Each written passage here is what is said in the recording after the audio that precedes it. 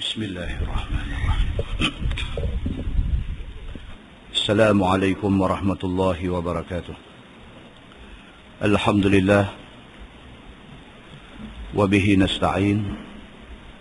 Ashhadu an la ilaha illallah wahdahu la syarika lah wa ashhadu anna Muhammadan abduhu wa rasuluh. Wa nusalli wa nusallim ala hadzal nabiyil karim sayyidil mursalin wa ala alihi wa sahbihi ajma'in. Amma ba'd.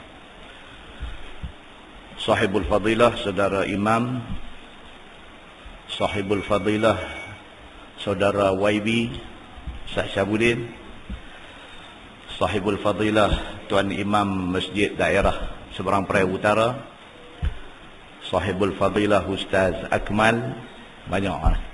Jadi kalau Arab dia pukul semua sekali, dia kata ashabul fadilah. Ramai, plural. Malam ni kira ustaz-ustaz plural.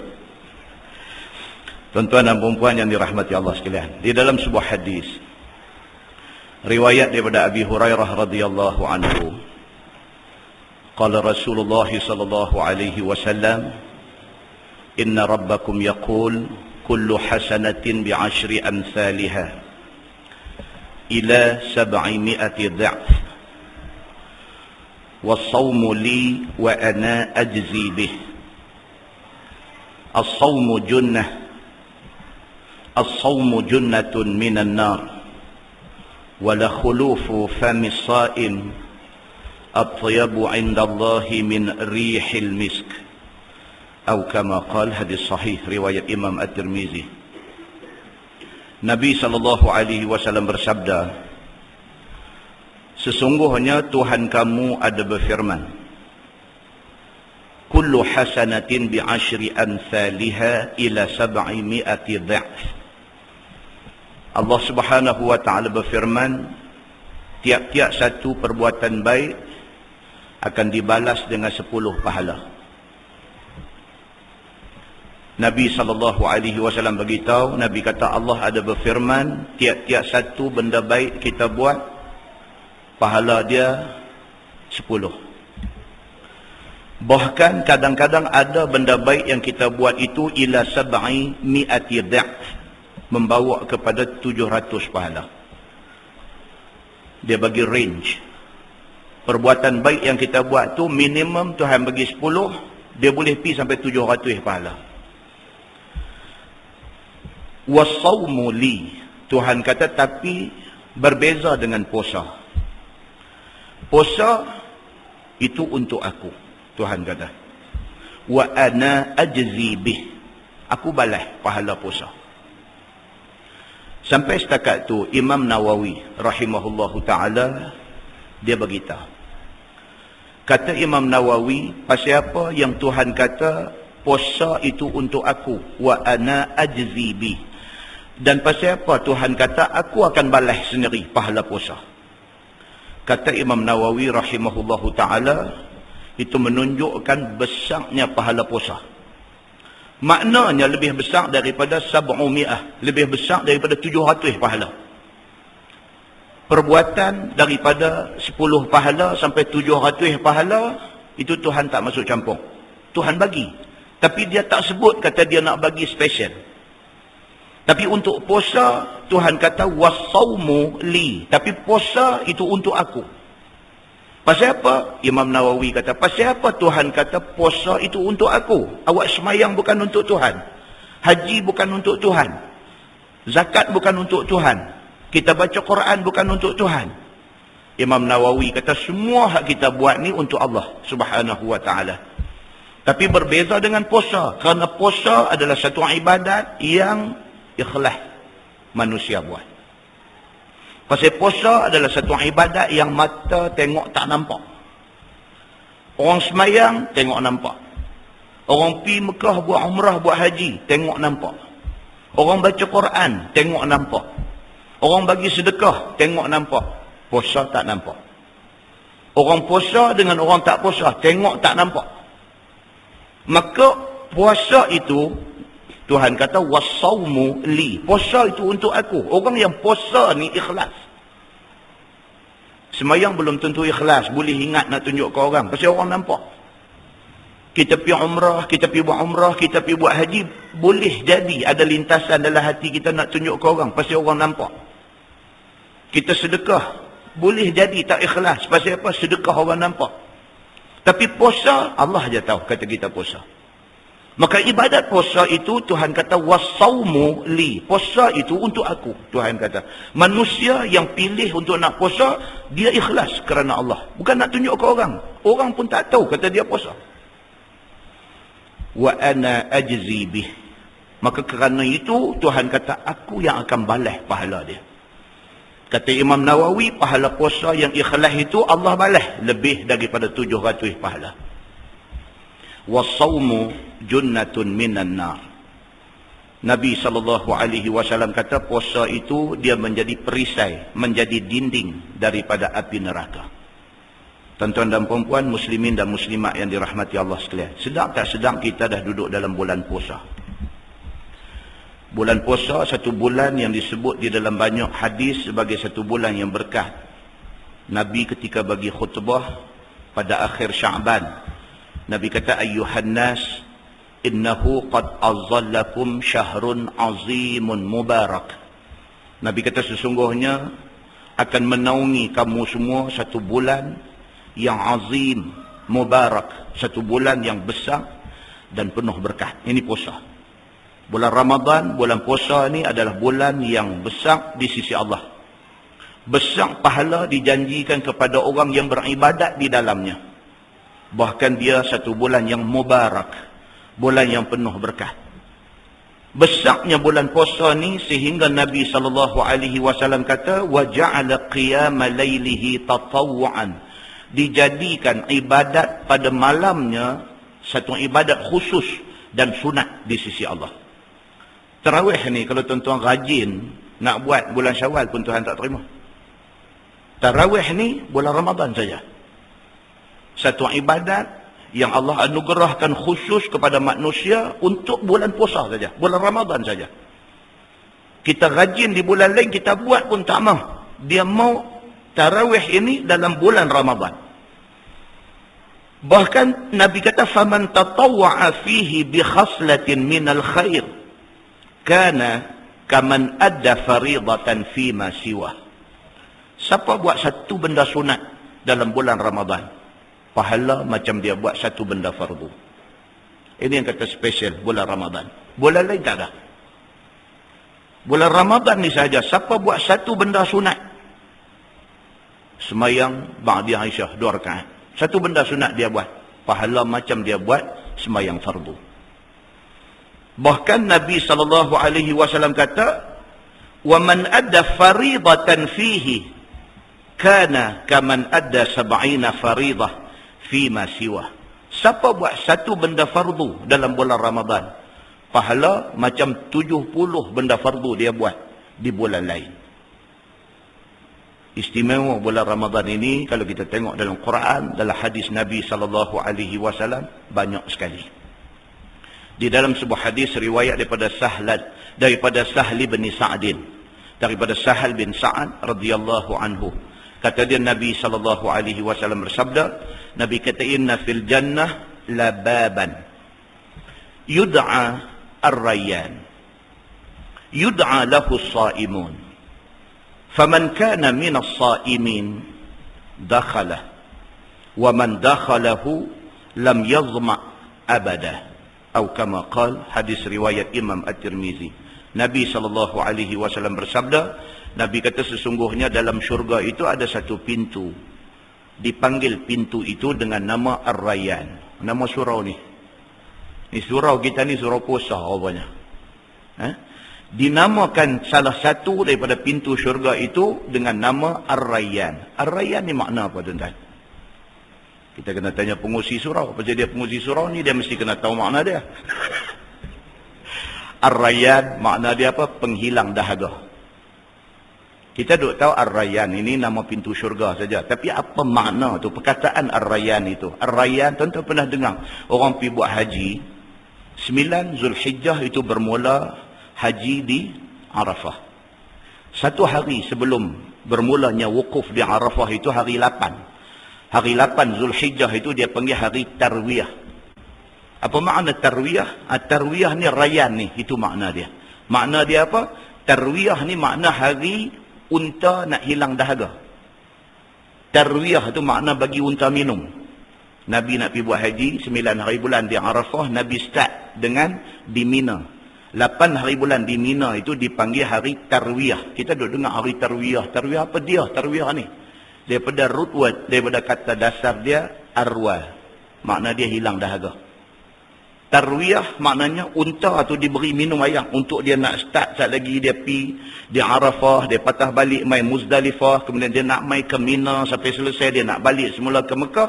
Maka sebelum bermulanya ibadat haji yang penuh cabaran ini, unta diberi minum pada hari 8. Hari 8 itu dipanggil hari tarwiyah, hari unta hilang dahaga. Maka ar-rayyan makna dia ialah penghilang dahaga. Syurga ada banyak pintu. Dalam hadis cerita banyak nama pintu syurga. Dia ada babus salah, dia ada babus sadaqah, dia ada babus zakah, dia ada babul hajj, dia ada macam babul jihad, dia macam-macam. Dalam hadis Bukhari dia cerita Nabi SAW habang, Nabi kata syurga itu ada banyak pintu, tiap-tiap pintu dia panggil orang dia. Siapa yang di atas dunia, dia ni kaki semayang. Dia semayang sunat, dia tak lepas. Fardu memang dia tak tinggal. Dia ni kaki semayang. Dia cari ada semayang apa dia buat. Dia boleh bangkit pukul 2, pukul 3 pagi. Dia semayang raka'atain, summa raka'atain, summa raka'atain. Sampai nak masuk subuh, summa autar. Dia witir satu. Orang hak jenis macam ni, bila pergi syurga esok, pintu salat panggil dia. Orang yang mati syahid dalam perang sabilillah, babul jihad panggil dia. Orang yang di atas dunia ni dia very generous. Dia suka sedekah. Tangan dia ni suka tolong orang. Suka bagi bantuan dekat orang. Babus sadaqah panggil dia. Orang yang di atas dunia ni tiap-tiap tahun buat umrah. Babul umrah panggil dia. Bila Nabi cerita macam tu, Sayyidina Abu Bakar As-Siddiq, dia tanya Nabi. Dia kata, fahal yud'a ahadun min tilkal abwab kulliha? Abu Bakar tanya Nabi, dia kata, ya Rasulullah, ada tak ada orang yang semua pintu panggil dia? Abu Bakar dia eager to know. Ada tak ada satu orang yang spesial di atas dunia ni, yang di hari akhirat esok semua, dia kata al-abwab kulliha, pintu-pintu semua panggil dia. Ada tak ada orang macam tu? Qala Nabi, na'am. Nabi kata ada. Nabi kata, wa arju an takuna minhum. Nabi kata, aku harap engkau wahai Abu Bakar seorang daripadanya. Makna Abu Bakar ni dia syumul. Semua benda baik apa yang Quran suruh, apa yang Nabi habang, semua dia buat. Pintu syurga semua nak panggil Abu Bakar masuk ikut mereka. Balik kita kepada hadis daripada Sahal bin Sa'ad tadi, dia kata Nabi SAW bersabda, Nabi kata inna fil jannah lababan, di dalam syurga itu ada satu pintu yud'a ar-rayyan, dipanggil pintu itu dengan nama pintu ar-rayyan, pintu penghilang dahaga. Baik. Yud'a lahu shaimun. Nabi kata pintu tu dia akan panggil orang yang puasa masa di atas dunia. Tak kira dia puasa apa. Puasa fardu dia buat semua, dia tambah dengan puasa sunat sikit sebanyak dan sebagainya. Pintu ni nanti panggil dia. Faman kana minas shaimin dakhalah. Nabi kata siapa yang di atas dunia dia daripada kalangan orang-orang yang puasa, dakhalah, dia masuk pintu tu. Wa man dakhalahu lam yazma abadah. Nabi kata satu aku nak beritahu. Siapa masuk melalui pintu ar-rayyan itu, dia tidak akan dahaga selama-lama. Tuan-tuan dan perempuan, muslimin dan muslimat yang dirahmati Allah sekalian. Inilah puasa, ibadat yang kita sedang lalui, yang sedang kita jalani pada hari ini. Buatlah puasa ini dengan cara yang terbaik. Sebelum kita nak buat satu-satu ibadat, biarlah kita ni jelas. Biarlah kita ni nampak clear tentang ibadat yang kita nak buat ni. Jangan sampai kita ni pergi buat satu ibadat dalam keadaan terabah-rabah, macam orang duduk dalam gelap, tak tahu pintu tang mana, tak tahu tingkap tang mana. Satu bab kita sentuh secara khusus tentang puasa. Tajuk ni patut baca malam mula itu ni. Daripada Hafsah radhiyallahu anha. Dia kata anin Nabi sallallahu alaihi wasallam qala. Nabi kata man lam yujmi'i siyam qabla al-fajr fala siyama lahu. Atau kama qala, hadis riwayat Imam At-Tirmizi. Nabi kata barang siapa yang tak berniat malam untuk puasa Ramadan sehinggalah menjelang fajar, terlupa, tak niat. Nawaitu sawma ghadin an adai fardhi Ramadan. Terlupa. Seronok apa aku tak tahu. Terlupa. Tatut pagi aja. Lagu duk confuse. Niat tak tahu semalam. Macam ni punya kes jadi. Nabi kata, man lam yujmi'i siyam, barang siapa yang tidak menghimpunkan niat pada waktu, pada qabla al-fajri, sebelum fajar. Masa kita nak berniat ni mula daripada bila, tuan-tuan? Masuk waktu maghrib, buka puasa, dah boleh dah niat. Imam Syafi'i kata, kalau terawai niat 1 second sebelum masuk waktu maghrib, niat tu tak sah. Dia start kira on the dot. Masuk waktu maghrib, kita dah boleh niat. Bahkan kata Imam Syafi'i, kalau niat tu teringat masa tengah semayang tarawih, sah, dia kata. Kalau niat tu teringat masa tengah semayang maghrib, sah. Kadang-kadang kita ni semayang bukan dekat teringat niat puasa. Teringat nak buka puasa esok, nak beli apa pun ingat dah. Kan? Jadi masa tengah duduk semayang tu teringat. Niat puasa saya, aku puasa esok hari. Sah, kata Imam Syafi'i. Dengan syarat apa? Jatuh niat itu, dia kata jangan sebelum maghrib. Masuk maghrib bolehlah. Dan sehinggalah sebelum fajar. Tempoh masa tu teringat bila pun tak apa. Satu orang tanya, kalau saya teringat masa tengah duk qada hajat dalam jamban, macam mana? Sah niat tu. Sah. Niat ni apa dia? Teringat dalam hati. Itu niat. Yang nawaitu sawma ghadin an adai, itu lafaz. Itu sebab kita start malam esok tu imam bila habis semua lepas doa saja sebut ramai-ramai nawaitu sawma ghadin, bagi semua orang ikut supaya kita terlepas daripada kemungkinan menjadi kelang kabut ni. Baik. Jadi Nabi SAW sebut man lam yujmi'i siyam qabla al-fajri, barang siapa yang tidak boleh menghimpunkan niat puasa, maksudnya puasa fardu sebelum daripada fajar, fala siyama lahu, maka tidak ada puasa baginya. Maksudnya apa? Kalau dia puasa tu tak kira. Maksud dia apa? Maksudnya kalau betul dia kata aku boleh makan, tak boleh makan. Tak boleh makan sehinggalah masuk waktu buka puasa, tak boleh makan. Tapi tak makan tapi kira tak puasa. Dia jadi macam tu.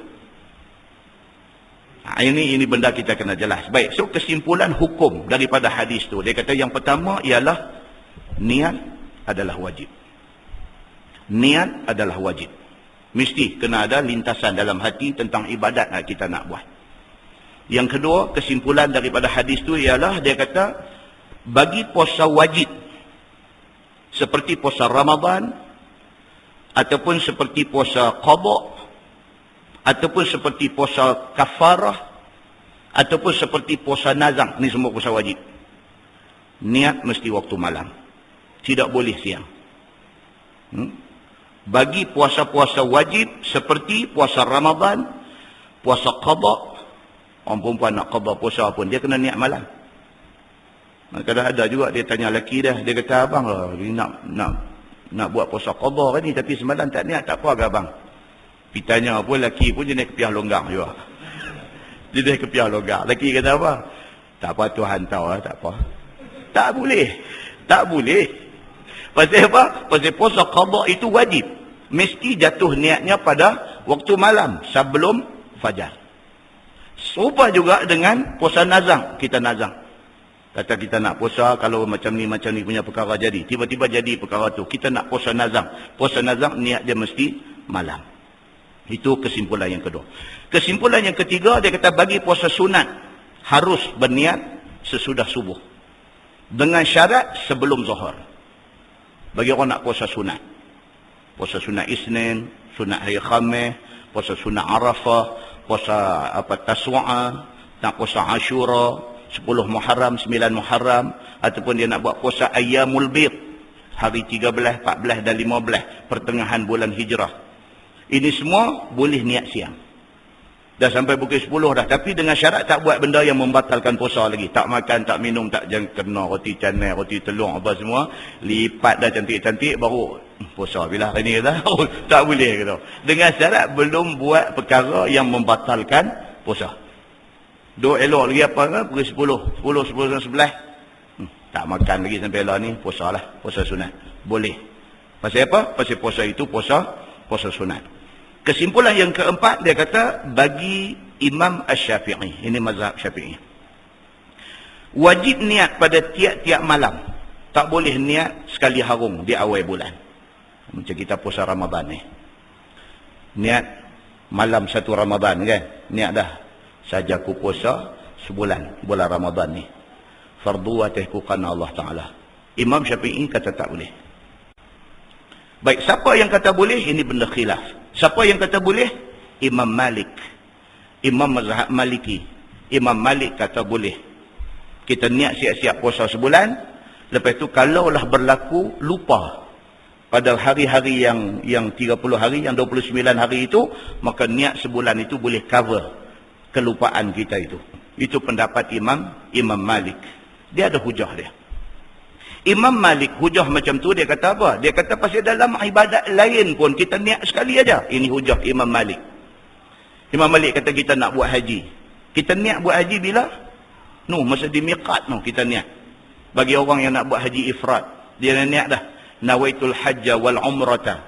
Dah niat dah. Niat pakai sekali itu aja.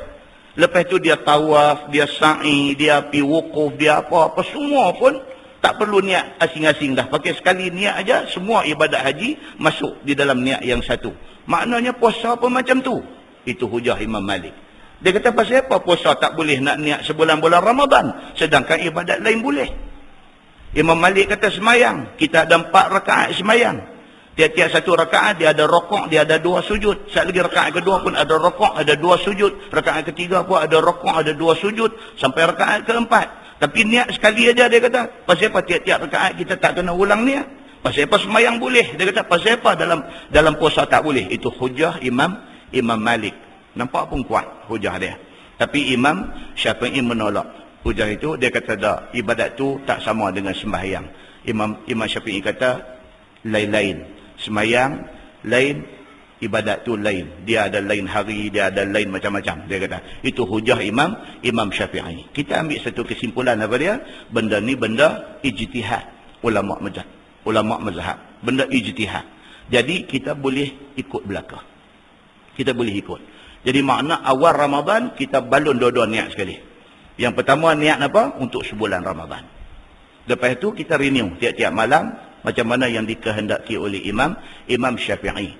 Kalau ditakdirkan berlaku kelupaan, mudah-mudahan apa yang dipendapatkan, yang diijtihadkan oleh Imam Malik itu betul. Tak menjadi masalah bagi kita. Itu kita kena faham. Baik, kemudian yang kelima, kesimpulan yang kelima, dia kata kalau niat itu berlaku sebelum maghrib ataupun selepas dah terbit fajar, lepas dah masuk waktu subuh, walaupun 1 detik, dia kata tidak sah puasa wajib. Dia mesti dalam tempoh tu. Selepas maghrib, siap-siap dah tuan-tuan. Bismillahirrahmanirrahim. Allahumma laka sumna wa bika amanna wa ala rizqika aftarna tu.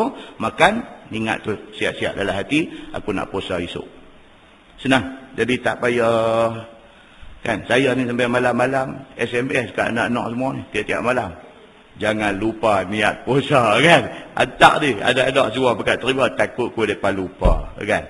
Walaupun Imam Malik ada pendapat macam tu, tapi pendapat Imam mazhab kita, dia mau supaya renew tiap-tiap malam. Apa salahnya sekupang 1 SMS untuk anak-anak, tiap-tiap malam kita bagi, total 30 hari berapa duit? Tak sampai RM10. Tak sampai RM10. Mahal mercun lagi daripada SMS yang kita hantar kat mereka ni kan. Jadi benda-benda macam ni kita kena tengok. Jadi kita minta kepada sahibul fadilah Tuan Imam, mula pada malam esok, habis kita doa yang last kali itu, apa, nawaitu sawma ghadin an adai fardi Ramadan hazihi sanah lillahi ta'ala. Ni sambil saya ada sebut ni, tuan-tuan boleh niat dah lah. Boleh niat dah kan, supaya benda ni tak jadi bercelaru di kemudian hari. Kemudian tuan-tuan dan puan-puan, muslimin dan muslimat yang dirahmati Allah sekalian,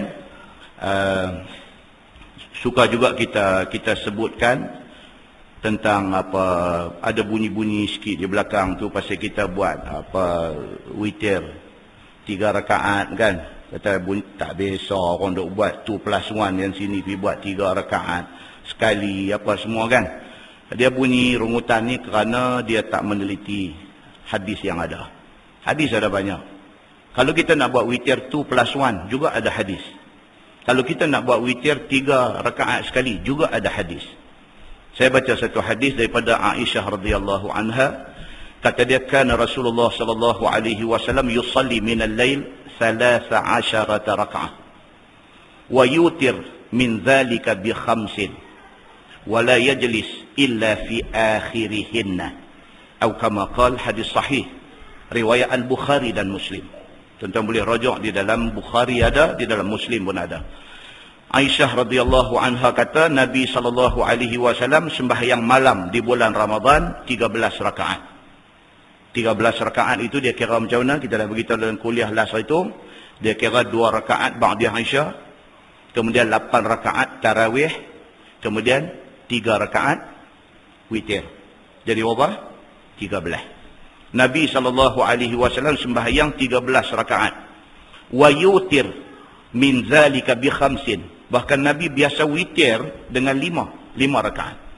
So ulama hadis kata kalau Nabi buat witir 5, maknanya dia tak bilang ba'da Aisyah. Dia kira apa? Dia kira tarawih 8 campur witir 5. Jadi berapa? 13. So Nabi biasa sembahyang malam di bulan Ramadan ini 13 rakaat. Wa yutiru min zalika bi 5. Nabi witir 5 rakaat. Wala yajlisu illa fi akhirihinna. Dan Nabi tidak duduk tahiyat, melainkan tahiyat akhir saja. Hadis ini muttafaqun alaih. Sepakat ulama hadis mengatakan ia sahih. Jadi 5 rakaat pun Nabi buat satu ya, tahiyat akhir. 3 rakaat pun Nabi buat satu saja, tahiyat akhir. Tidak ada tasyahud awal. Semalam ada sahabat tanya pula, dia kata macam mana tu imam kita semalam pergi buat tahiyat awal, adakah itu menjadi salah? Dia tak jadi salah. Ada satu pendapat dalam mazhab Abu Hanifah. Pendapat yang didokong oleh satu ulama mazhab Hanafi bernama Abu Yusuf. Abu Yusuf dia kata boleh kalau nak buat tahiyat awal pada rakaat yang last, 1 rakaat sebelum last. Macam semalam lah. Dia kata boleh buat tahiyat awal, lepas itu tahiyat akhir.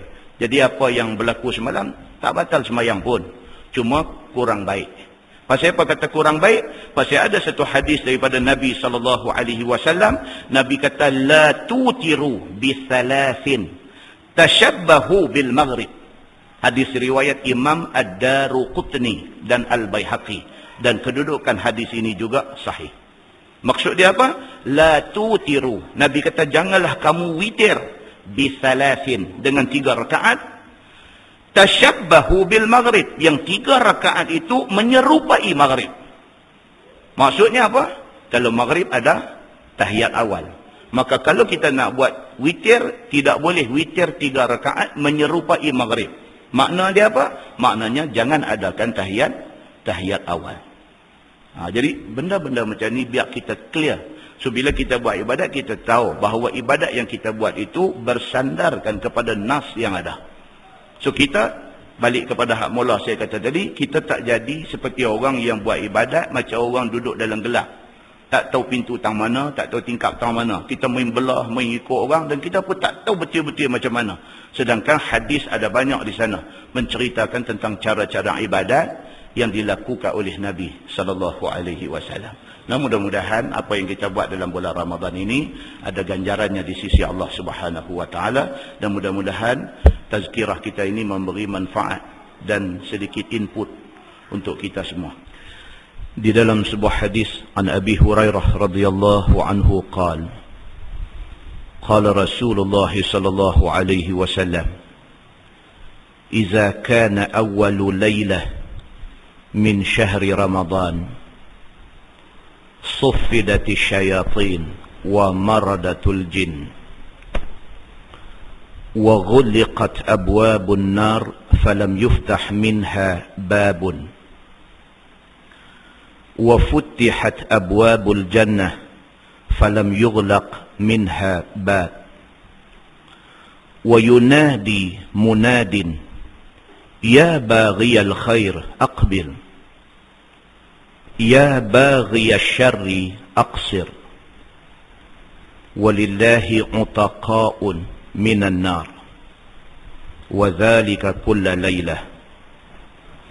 أو كما قال. حديث رواية إمام الترمذي والنسائي والحاكم.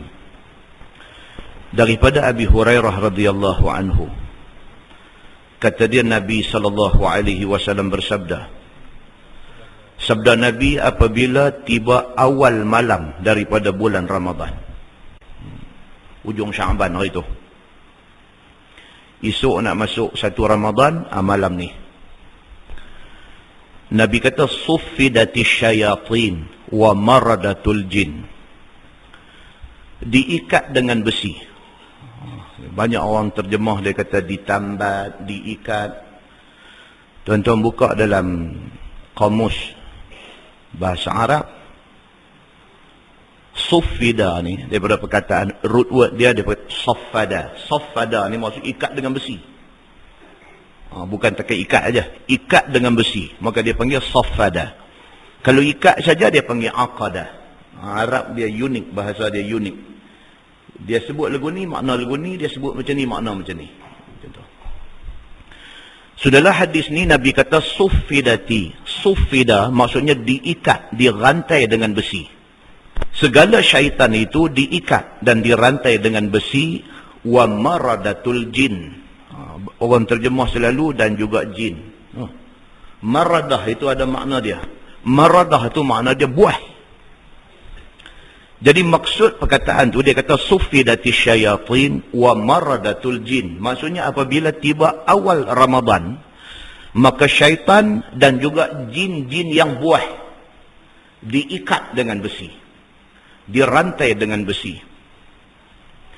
Wa ghulqat abwabun nar falam yuftah minha bab. Dia kata dan dikunci pintu-pintu neraka, satu pun tak buka. Bila mai saja awal Ramadan, pintu neraka semua tutup, tak ada satu yang terbuka. Wa futtihat abwabul jannah falam yughlaq minha bab. Manakala pintu-pintu syurga dibuka, tak ada satu yang ditutup. Itu maksud dia. Wa yunadi munadin. Nabi kata dan berseru, satu suara yang berseru.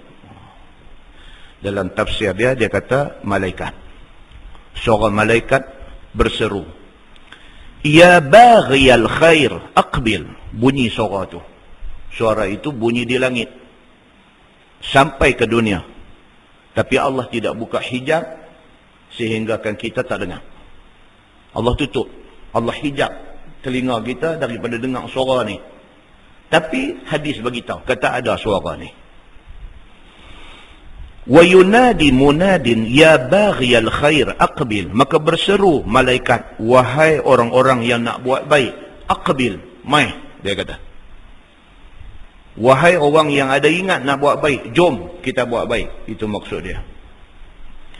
Wa ya baghiyash syarri aqsir. Surah tu kata, wahai orang yang ada ingat nak buat jahat, aqsir, stop.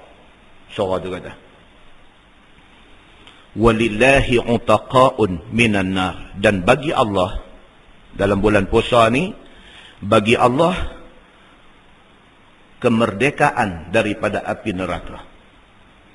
Maknanya dalam sebulan bulan puasa ni, siapa yang comply dengan syarat-syarat puasa, dia ada requirement dia ada satu benda yang Tuhan nak kita patuh kepada peraturan Ramadan. Siapa yang comply dengan kehendak Allah sepanjang Ramadan ini, Allah janjikan kepada dia merdeka daripada api neraka. Ataupun dalam bahasa mudah, lepas dia daripada neraka. Wa dzalika kulla lailah. Nabi kata, 4 perkara yang disebutkan itu tiap-tiap malam berlaku. Hadis itu hadis sahih, riwayat At-Tirmizi, An-Nasa'i dan Al-Hakim.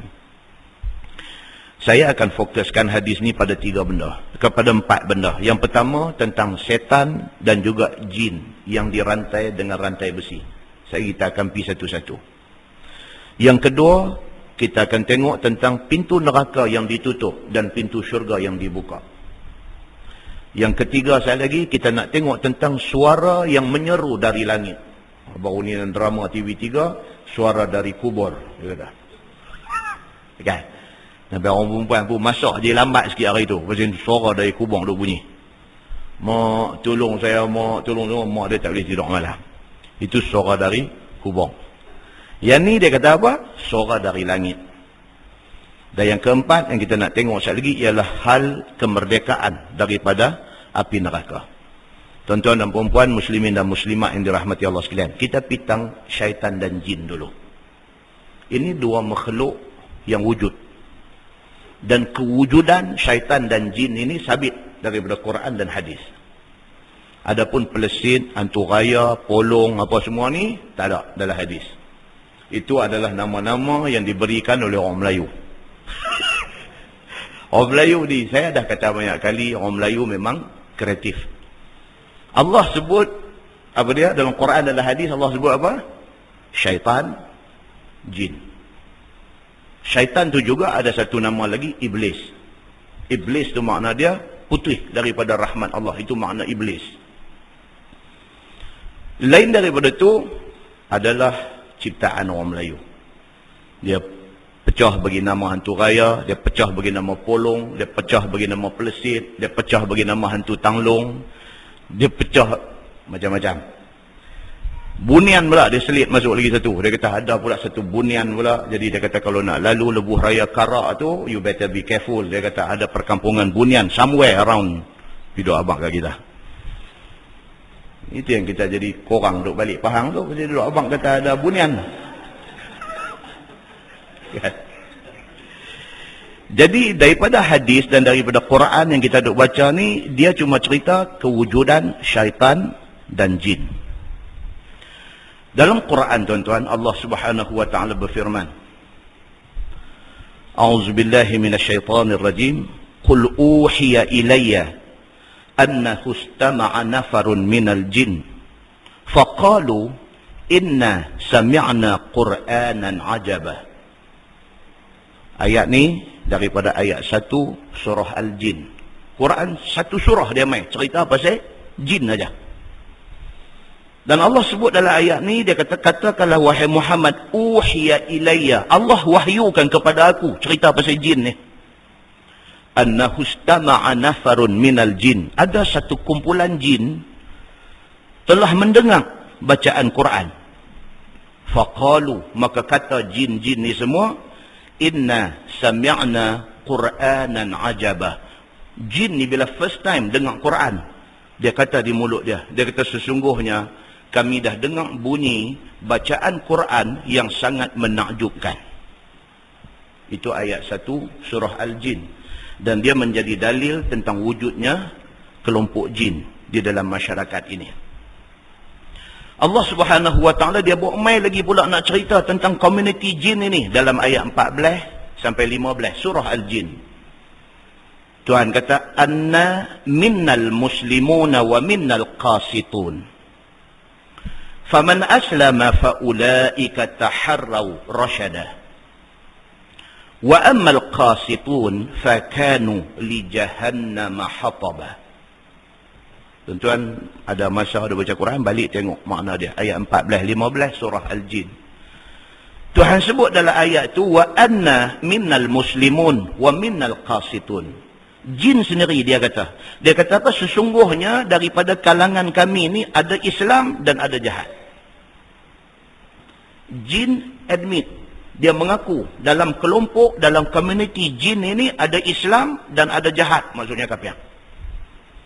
Faman aslam, barang siapa yang Islam, mana-mana jin yang Islam, faulaika taharraw rasyada, maka mereka itu pilih jalan yang lurus. Jin serupa macam orang. Jin dia serupa macam manusia. Manusia ada Islam, ada kafir. Jin pun serupa. Ada jin Islam, ada jin kafir. Manusia esok ada pergi syurga, ada pergi neraka. Jin pun sama. Ada pergi syurga, ada pergi neraka. Syaitan iblis dia neraka selama-lama. Maka Allah sebut dalam ayat ni, mana-mana daripada kalangan jin ini yang Islam, faulaika taharraw rasyada, maka mereka itu pilih jalan betul. Wa ammal qasitun, mana-mana jin yang pilih jalan nak jadi jahat, fakanu li jahannam hataba. Tuhan kata depa akhirat esok jadi kayu api yang membakar api neraka. Sampai dekat tu tuan-tuan, satu kita faham apa? Kata jin ada dalam dunia ni. Yang kedua kita faham apa? Kita faham kata jin sama macam kita. Ada Islam, ada kafir. Di dalam sebuah hadis riwayat daripada Aisyah radhiyallahu anha, kata dia Nabi SAW bersabda, Nabi kata, khuliqatil malaikatu min nur wa khuliqal jan min marij min nar. Nabi SAW kata dicipta malaikat daripada nur, cahaya. Wa khuliqal jan, dan dicipta jin-jin. Ini jaga baik-baik, jangan bagi nama anak kita Muhammad Jan. Itu maknanya Muhammad jin-jin. Plural. Plural. Kawan dia ada tahu nama Mak Jan. Dia kata dia hang silap banyak. Mak Jan. Jin, satu jin, sekong jin. Jan, makna dia plural, ramai jin. Allah sebut, Nabi SAW sebut dalam hadis ni, wa khuliqal jan, dan dijadikan jin-jin ni min marijin, min nar, daripada percikan api.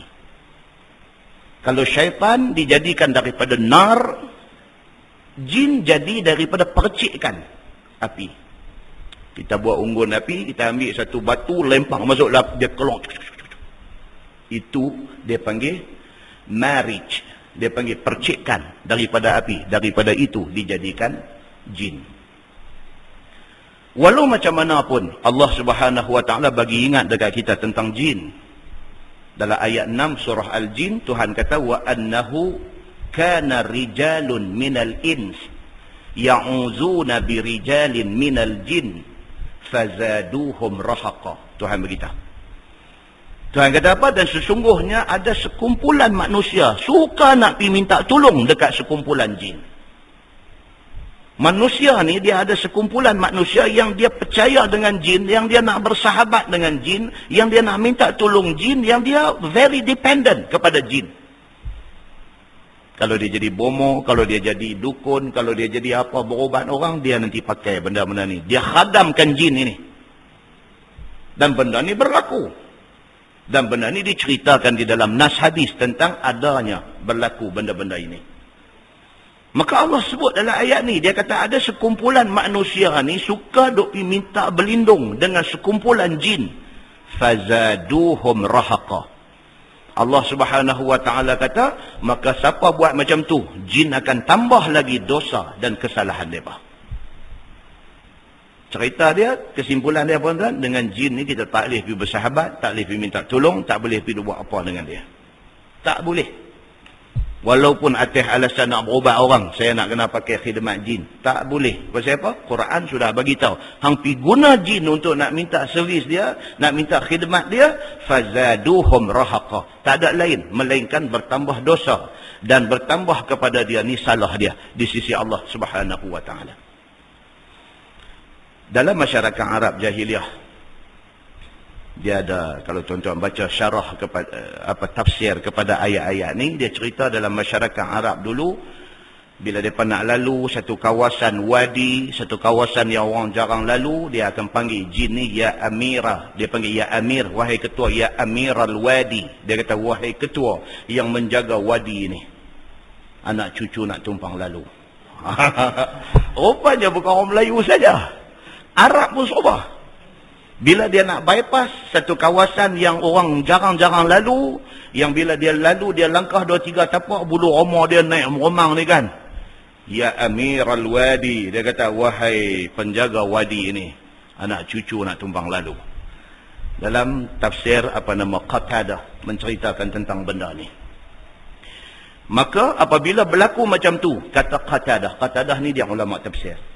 Kata Qatadah, maka akan bertambah bongkaklah jin itu apabila manusia membesarkan dia. Nampak tuan? Agama dia main benda-benda macam ni, dia terang dekat kita supaya kita ni tak buat silap dengan benda-benda macam ni. Masalah yang timbul ni apa dia tuan-tuan? Masalah yang timbul ni ialah apabila berlaku sakit dalam masyarakat. Bila sakit, kita nak cari penawang dia. Dalam nak mencari penawang ni, kadang-kadang kita desperate. Dia jadi macam orang drowning, orang tengah lemah. dalam sungai. Dia nampak satu pelepah nyok lalu di permukaan air, dia capai. Pasal apa? Pasal dia desperate. Dia dalam keadaan terdesak. Dia dalam keadaan nak lemah.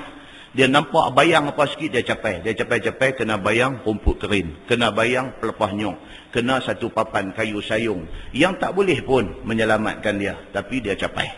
Demikianlah manusia apabila dia diuji oleh Allah Subhanahu Wa Taala dengan satu benda yang dia jadi helpless. Dia jadi hopeless. Dia rasa tak siapa boleh tolong dia. Dia rasa dia macam tak ada harapan dah. Ketika itu manusia ni dia akan jadi apa? Dia akan jadi orang yang buat benda syirik. Maka inilah tujuan Allah Subhanahu Wa Taala cerita dekat kita tentang hal-hal ni, tentang syaitan, tentang jin, tentang apa ni. Pasal apa? Manusia dalam keadaan-keadaan yang macam tu, dia akan percaya benda ni. Dia semayang waktu 5 waktu tak tinggal, dia jemaah 5 waktu cantik dah, dia semua haji, umrah semua dah elok dah. Bila dia mai dalam keadaan Tuhan kapit dia dalam keadaan macam tu, dia buat syirik kepada Allah. Pasal apa? Pasal dia lupa kata Allah yang bagi sakit dekat dia, Allah yang akan menyembuhkan dia. Dia terlupa. Dia pergi cari lain daripada Allah, nak minta kesembuhan bagi dia. Maka digariskan. Ada cerita di dalam hadis Nabi SAW, sahabat-sahabat pernah buat benda yang dikatakan ruqyah. Ruqyah, ra, qaf, ya, ta marbutah. Ruqyah. Ruqyah ni dalam bahasa kita kata jampi. Jampi ini berlaku pada zaman Nabi SAW. Sahabat-sahabat Nabi dalam hadis riwayat daripada Auf bin Malik, dia pergi jumpa Nabi, dia kata, ya Rasulullah, apa pendapat Tuan? Kami ada buat begini. Dia cerita tentang jampi mereka kepada orang sakit. Nabi respon kepada pertanyaan itu, Nabi kata, i'ridu alayya ruqakum. Nabi kata, cerita mai dekat aku, hampa jampi macam mana? Nabi kata, cerita mai, aku nak dengar. Cuba baca balik, aku nak dengar. Jampi hampa tu macam mana? La ba'sa birruqa ma lam yakun fihi syirk. Nabi kata tak salah jampi selagi mana dia tidak syirik. Jadi hadis ni menunjukkan kepada kita wujud amalan jampi. Tetapi pastikan amalan itu duduk dalam garis panduan agama. So, kalau kita ditakdirkan Allah kena sakit apa-apa, nak berubat. Bila nak berubat, inilah garis panduan dia. Apa dia? Dia kata yang pertama, hendaklah jampi itu Al-Quran. Hendaklah jampi itu Al-Quran. Ataupun menggunakan nama Allah. Atau menggunakan sifat Allah. Ataupun menggunakan doa-doa yang sahih daripada Nabi. Yang tumbuh satu. Jadi kalau orang tanya, Ustaz ni saya anak ni apa ni, saya nak pergi berubat dekat sekian-sekian tempat, tak apa ke Ustaz? Nak jawab tak apa ke, tak boleh ke, nak kena dengar dulu. Dia ni macam mana cara pengubatan dia. Nak kena dengar dulu.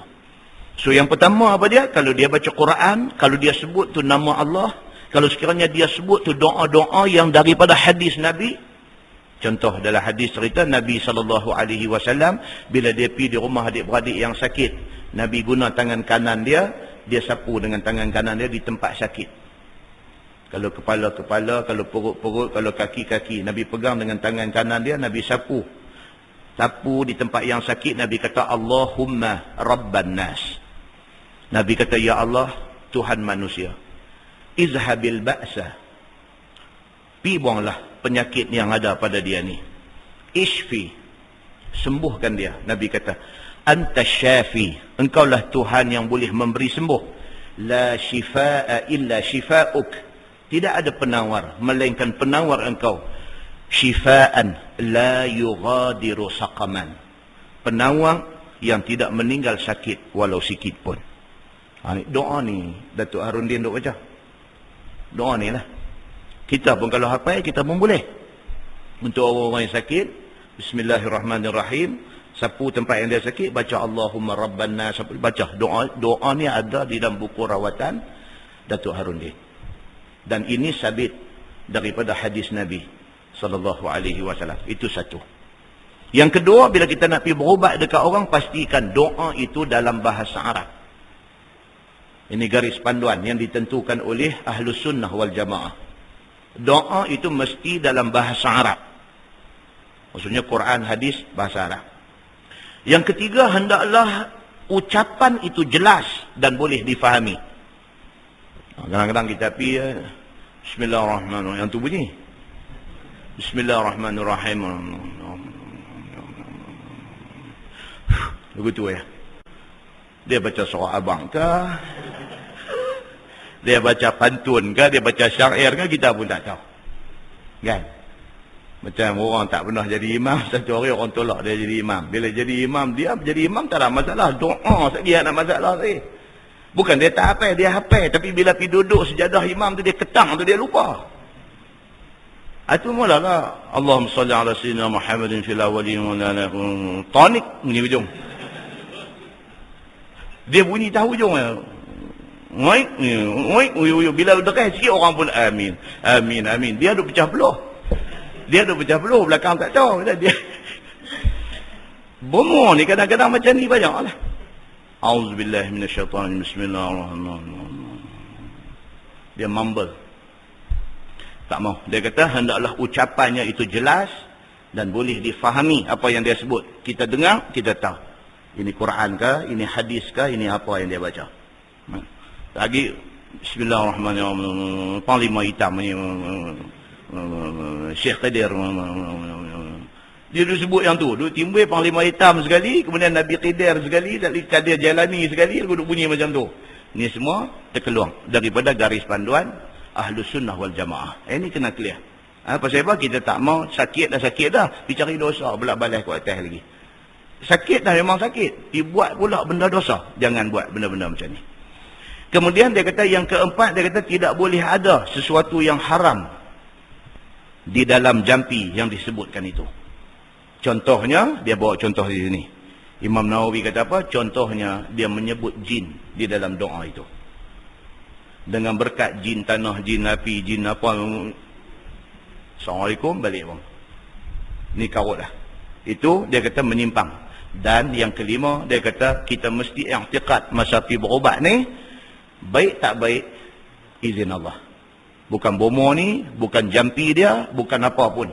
Baik tak baik ni, daripada Allah. Itu saja. 5 garis panduan ni dia kata mesti dipatuhi. So pastikan tidak wujud unsur-unsur jin. Dia kata di dalam kita hidup berubat ni, di dalam jampi orang yang berubat ni. Itu yang pertama.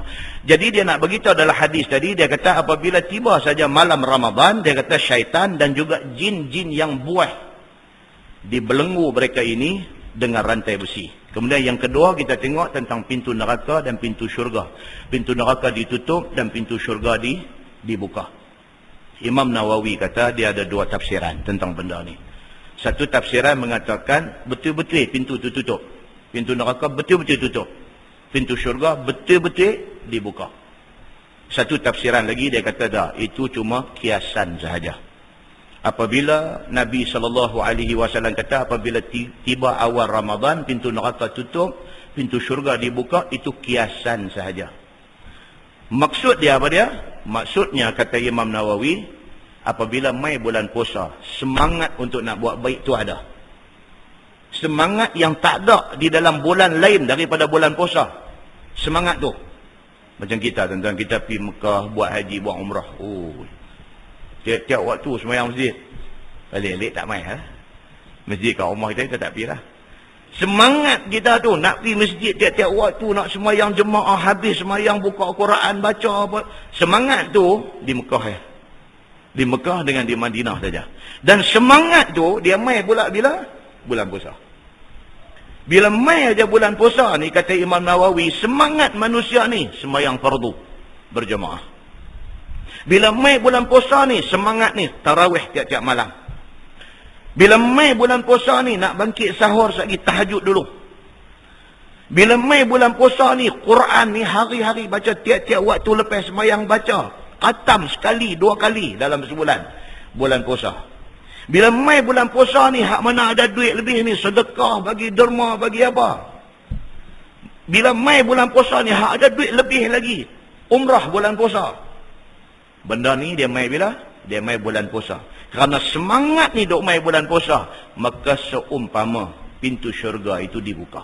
Kata Imam Nawawi. Seolah-olahnya pintu syurga buka. Pasal apa? Ramainya orang bersemangat untuk nak buat ibadat. Seperti terbuka pintu syurga. Dan bila mai bulan puasa ni, Hak dia ni selama-lama ni mulut suka duk mengumpat orang. Bila mai bulan puasa tak kata apa. Bila orang buka cerita tu pun dia kata aku puasa tak mau sembang. Tapi raya-raya dia start balik. Dia start balik. Pasal apa? Pasal bulan puasa tu umpama pintu neraka ditutup. Dia tak buat benda-benda dosa ni. Maka seumpama tutup pintu neraka ni. Dia tak masuk neraka. Itu kata Imam Nawawi rahimahullahu ta'ala. Yang ketiga, dia kata tentang seruan daripada langit. Imam Nawawi kata apa? Benda ni wujud. Pasal apa duk sebut Imam Nawawi tentang pasal apa? Pasal dia yang menulis kitab syarah kepada Sahih Muslim. Kan dia ada Sahih Bukhari, Sahih Muslim, dia ada At-Tirmizi, Ibnu Majah, Abu Daud, An-Nasai. Kepada Sahih Bukhari, dia ada syarah dia, Fathul Bari. Sahih Muslim, dia ada syarah dia, huraian dia, Imam Nawawi. So bila kita ambil hadis daripada Sahih Muslim, kita akan petik syarah daripada Imam Nawawi rahimahullahu ta'ala. So kata Imam Nawawi, dia kata seruan daripada langit itu betul-betul wujud. Tapi Allah tutup telinga kita. Kita tak dengar seruan itu. Sama, kata Imam Nawawi, sama macam mana seruan-seruan lain yang ada. Kan kita duk cerita bila mayat diusung daripada rumah, nak bawa pergi ke masjid, nak bawa pergi ke kubur. Dalam hadis, dia kata apa? Mayat di atas pengusung tu bercakap. Hadis kata. Kata dia apa? Aina yadhhabuna biha? Ni hampa nak bawa aku pergi mana ni? Dia tanya. Kata Nabi pula dalam hadis tu, dia kata, apa yang dicakap oleh mayat di atas usungan itu didengari oleh semua makhluk Allah illal insan, melainkan manusia. Lau sami'ahu la sa'iqah. Nabi kata, kalaulah Allah buka pendengaran bagi manusia dengar noh hak usung duduk bercakap dalam tung tu, la sa'iqah. Nabi kata, nescaya pengsan manusia ni. Kita boleh bayang tak kita duduk usung tu, dah duduk bunyi dalam tu. Qaddimuni, dia duduk bunyi dalam tu. Kita duduk berkali kat kawan belakang. Duduk tengok tinggal atas jalan. Kanda tu, semua tuang pergi ke lain. Tak apa kalau dan tuang. Nabi kata apa? La sa'iqah. Nabi kata pengsan. Bukan kata nak lari, tak. Pengsan kalau dengar. Tetapi, benda ni didengari oleh semua makhluk Allah. Kecuali manusia. Seperti mana orang mati ketika diusung ke kubur dia bercakap, demikianlah wujudnya suara-suara lain. Yang disebut di dalam hadis Nabi SAW. Dalam hadis riwayat daripada Sa'id bin Musayyab. Dia ni tabi'in, dia bukan sahabat. Dia kata apabila manusia yang beriman dimasuk ke dalam kubur, didudukkan dia dalam kubur. Hadis cerita, banyak hadis sebut ni. Masuk, tanam, perata tanah aja, bangkit duduk. Lodging akal, bangkit macam mana, keranda tu rendah ya, terantuk dari dia. Dia nak bangkit. Itu kita punya pasal. Kita nak fikir macam mana kita punya pasal. Tapi hadis Nabi mai beberapa hadis cerita benda yang sama. Bila selesai dikebumikan, fajlasahu, maka dibangkit dan didudukkan dia ni fi qabrih, di dalam kuburnya, wasa'alahu, dan ditanya ia. Ini cerita bercakap dalam kubur ni yang kita tak dengar, tapi Nabi beritahu kata ada suara-suara ini. Fayaqulani lahu, maka dikata kepada orang yang baru ditanam tadi, man rabbuk, siapa Tuhan kamu? Ma dinuk, agama kamu apa? Wa man nabiyuk, nabi kamu siapa? Ini dia adalah hadis Nabi SAW. Orang yang beriman, dia akan jawab dalam kubur tu, Allahu Rabbi, Allah Tuhan aku, wal Islamu dini, Islam agamaku, wa Muhammadun Nabi, Muhammad itu nabiku. Jadi ini di antara benda-benda yang dia bagi tahu, kata wujudnya suara-suara ini sama macam bulan puasa. Dia bunyi di atas sana, dia kata ya baghiyal khair aqbil, wahai orang yang ada ingat nak buat baik, mai pakat buatlah ni. Wa ya baghiyash syarr, orang yang ada ingat nak buat jahat, aqsir, dia kata stoplah ni, jangan duk buat kerana kamu akan terima padah dia. Dan yang keempat, hadis yang kita baca tadi, dia cerita tentang pembebasan daripada api neraka. Walillahi utaqa minan nar. Bagi Allah ada beberapa pembebasan daripada neraka. Ahlu sunnah wal jamaah memutuskan, kata memang ada hamba-hamba Allah yang akan bebas daripada neraka. Ada yang bebas kerana iman. Iman dia, Allah bebaskan dia daripada neraka. Kerana iman dia yang kuat. Tuan-tuan pernah dengar hadis yang saya selalu suka baca. Hadis tentang Al-Kiflu min Bani Israel. Ada satu budak muda daripada kalangan Bani Israel. Nabi cerita pasal dia ni kepada sahabat-sahabat ni tak tahu berapa kali. Tentang satu budak muda Bani Israel, nama dia Al-Kiflu. Nabi kata, kan Al-Kiflu min Bani Israel la yatawarra' min zanbin amilah. Nabi kata ada satu budak muda Bani Israel, dia ni membujuk lalu melentang patah. Tak ada haram dalam hidup dia, semua halal. Apa benda yang orang kata tak boleh buat, yang orang kata dosa, yang orang kata salah, dia buat semua. Ni yang kata budak muda Bani Israel ni. Sehinggalah satu hari Nabi kata fa'atathu imra'ah. Satu perempuan mai jumpa dia. Fa'ataha 60 dinaran ala an yata'aha. Perempuan ni dalam kesempitan, perlu duit. Bapak dia sakit. Dia jumpa Al-Kiflu, budak muda Bani Israel yang kaya, duit banyak. Dia minta tolong. Dia kata saya perlu duit untuk nak ubat bapak saya. Maka kata budak muda Bani Israel ni, dia kata aku bagi dekat kamu 60 dinar. Aku bagi 60 dinar dekat kamu. Dengan syarat kamu kena berzina dengan aku. Dia jahat. So dia sentiasa mengambil kesempatan dalam keadaan orang susah. Aku boleh bagi, kamu mau berapa? Aku bagi kamu 60 dinar, 60 dinar. Syarat dia kamu berzina dengan aku. Nabi kata falamma qa'ada minha maq'ada ar-rajul min imra'atihi. Ketika zina ni dah nak jadi dah, kedudukan dia Al-Kiflu ni dengan budak perempuan ni macam suami dengan isteri dah. Nak berzina sangat dah. Ur'idat wa bakat.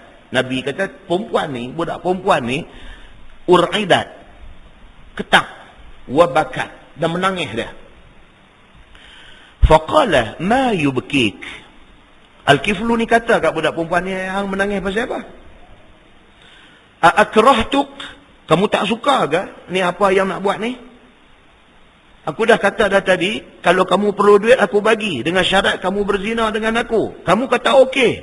Lah ni, pasal apa ni kamu duk buat macam ni? Kamu tak suka ke? Dia tanya budak perempuan ni. Qalat, kata budak perempuan ni, la. No, bukan macam tu. Dia kata, walakinnahu amalun ma amiltuhu qat. Dia kata, tapi masalahnya saya tak pernah buat benda ni. Dia kata, pasal itu saya takut. Dia kata, saya tak pernah buat benda macam ni. Saya tak pernah teringat pun nak buat benda ni. Wa ma hamalani alaihi illa al-hajah. Saya buat ni betul-betul kerana saya ada hajat keperluan. Saya nak duit untuk ubat pak saya. Yang tu aja. Dia kata.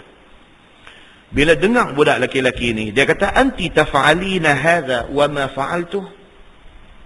Dia kata, kamu boleh takut dekat Tuhan sampai macam ni, sampai ketak satu badan. Wa ma fa'altuh, sedangkan aku tak boleh. Aku Tuhan bagi semua. Tuhan bagi sihat, Tuhan bagi kaya, Tuhan bagi aku hidup senang, Tuhan bagi semua yang aku nak. Tapi aku tak pernah takut dekat Tuhan. Kamu ni boleh takut dekat Tuhan sampai macam ni? La wallah, kata budak muda Al-Kiflu ni, dia kata, demi Allah, la a'sillaha ba'daha abada. Dia kata, aku dengan nama Allah, aku tak akan buat jahat dah selepas daripada ni. Tuan-tuan, manusia ni dalam hidup, dia ada satu turning point dalam hidup dia. Manusia ni, dia ada satu turning point dalam hidup dia. Satu benda menyebabkan dia berubah dalam hidup dia. Satu orang, tuan-tuan pernah sangka dah tuan-tuan Mike Tyson nak masuk Islam? Mesti ada satu turning point yang menyebabkan dia masuk Islam. Tuan-tuan pernah teringat tak Michael Jackson nak masuk Islam? Tentu ada satu benda jadi dekat dia. Dia masuk Islam. Banyak contoh, kalau kita nak buat contoh ni, banyak contoh. Orang yang siapa pun tak pernah sangka dia nak masuk Islam, tiba-tiba dia masuk Islam. Pasal apa? Kalau kita ada masa, kita ada peluang, kita boleh pergi duduk sembang dengan dia, dia ada satu turning point yang menyebabkan dia berubah. Al-kiflu ni, turning point dia apabila budak perempuan ni main, nak minta duit, nak guna untuk berubat pak dia bagi duit kat budak ni dengan syarat nak berzina, tiba-tiba budak ni ketak badan, dia tanya pasal apa, budak ni kata, aku takut dekat Tuhan, aku tak mahu buat benda ni. Benda tu, jawapan tu, mengubah hidup dia. Dia terus kata, la wallahi, la a'asillaha ba'daha abada. Demi Allah, aku tak akan buat maksiat kepada Allah dah lepas ni. Kata Nabi, famata min laylatih. Malam tu mati Al-Kiflu ni. Budak muda ni, dia mati malam tu. Fa asbaha maktuban ala babih. Nabi kata, pagi esok orang lalu depan rumah dia. Nampak tertulis di atas pintu rumah dia. Innallaha qad ghafara lil kifl. Allah ampunkan semua dosa yang dia buat sebelum ni. Hadis itu hadis sahih riwayat At-Tirmizi. Entah. Yang ni yang maksud hadis mula tadi, yang kata walillahi utaqa'um minan nar. Allah akan membebaskan beberapa hamba dia daripada api neraka. Satu sebab yang kena kat dia, dia berubah dan Allah lepaskan dia daripada neraka. Inilah benda kadang-kadang tuan-tuan, dia kata bonus yang kita nak dapat. Satu benda kita buat, kadang-kadang ganjaran dia besar di sisi Allah Subhanahu Wa Taala. Ada satu orang forward my satu YouTube dekat saya. YouTube apa Arab punya lah. Satu orang pergi interview dia, suara mikrofon pergi dekat budak muda ni, dia tanya, dia kata, "Lau kana Rasul sallallahu alaihi wasallam amamak, ma ra'yuk?" Ni apa YouTube Arab ni kan. Dia pergi suara mikrofon dekat budak ni, budak muda duk menjaga kain dekat kedai. Pergi suara mikrofon, dia kata kat dia, "Lau kana Rasul sallallahu alaihi wasallam amamak, ma ra'yuk?" Kalaulah Nabi sallallahu alaihi wasallam mai berdiri depan hang, apa hang nak kata? Kita tanya soalan tu dekat dia. Budak jual kain ni, dia bila dengar macam dia teriak budak ni teriak, dia kata subhanallah, dia kata kalau jadi benda ni Nabi mai duduk depan aku, subhanallah, dia kata aku tak boleh nak kata apa, dia kata tapi aku rasa tak mungkin jadi benda ni dekat aku tahu aku ni siapa, tak mungkin aku boleh berdiri depan Nabi. Teriak dia. Kita ni kadang-kadang kita jenis mata kita beku, air mata payah keluar. Kan Nabi kata minasyaqa arba'un min syaqqa'il mar'i. Ada 4 perkara di antara tanda jahat manusia. Apa dia? Di antaranya ialah wajumudul ain, mata beku. Nabi kata. Tak pernah teriak. Orang tak pernah tengok kita teriak. Bini kita menikah dengan kita 40 tahun dah nikah dengan kita, dia tak pernah tengok kita teriak. Punya gedebenya kita ni. Kan? Tak pernah teriak. Kutlah aku nak teringat dosa ke apa ke, teriak ke ataupun apa ke, satu benda besar jadi kita keluar air mata apa, tak pernah teriak. Duk cengeng situ lah. Kan? Tak habis. Nabi kata ini tanda jahat kita. Air mata kita ni kena keluar. Bila keluar air mata, bila jatuh air mata itu tanda kita orang bagus. Kan? Dia beritahu ni, budak muda ni dalam YouTube tu, budak muda ni bila orang abang kata kalau Nabi mai berdiri depan, dia teriak tuan-tuan, dia teriak, dia kata dia tak tahu kata apa. Kalau betul Nabi mai berdiri depan dia tak tahu kata apa, dia teriak, dia kata subhanallah, tapi saya rasa benda ni tak mungkin jadi kat saya tahu saya siapa. Dia kata, dia rasa hinanya dia ni tak layak pun nak berdiri di depan Nabi sallallahu alaihi wasallam. Hai, benda-benda macam ni tuan-tuan. Kita kena tengok benda-benda macam ni, kita kena ambil yang sibat. Mudah-mudahan satu benda besar Allah bagi dekat kita, yang benda besar tu boleh menyebabkan Allah bebaskan kita daripada neraka. Kita tak tahu tuan-tuan. So insya-Allah untuk minggu depan punya hari Jumaat dia jatuh hari 17 Ramadan. Hari 17 Ramadan, so tazkirah minggu depan kita cerita pasal Quran. Kemudian tazkirah yang last kita 24 Ramadan. 24 Ramadan dia dah jatuh malam 25. Malam yang Nabi sebut sebagai kemungkinan malam Lailatul Qadar. Maka untuk tazkirah minggu yang 24 Ramadan itu, kita bercakap tentang Lailatul Qadar. Kita ambil tajuk tu dalam-dalam. Apa dia Lailatul Qadar ni? Apa hadis-hadis yang ada berkaitan dengan dia? Tanda yang kata Lailatul Qadar tu macam mana? Kita tengok. yang daripada sumber Quran dan daripada hadis Nabi sallallahu alaihi wasallam. Nah, insyaallah. So kita tangguhkan dengan tasbih kafarah dan suratul As. Subhanakallah. Asyhadu an la ilaha illa anta astaghfiruka.